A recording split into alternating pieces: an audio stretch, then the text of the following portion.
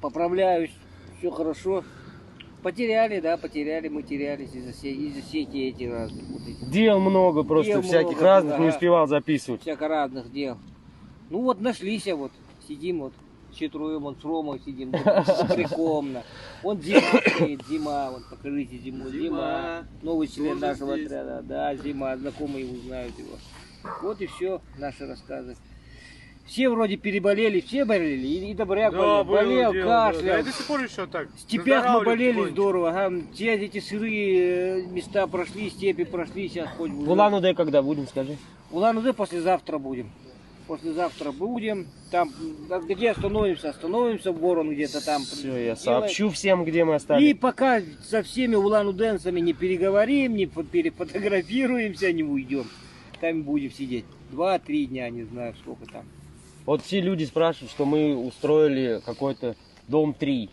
Здесь наш поход. Дом Сейчас 3? Я скажу, а ты выслушай меня, потом ответишь.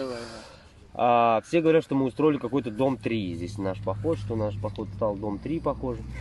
Но ты не ведешь никаких там речей, там красноречивых слов не говоришь. Не говоришь о жизни, о цели своего похода. Я хочу сказать, да, сам задал себе этот вопрос, сам на него ответил. Ребят, он все сказал в Чите. До Читы все сказал. До Читы. И в Чите. Смотрите. Все. И я как сам я говорю, я до Читы в Чите разбросал камни. Все разбросал.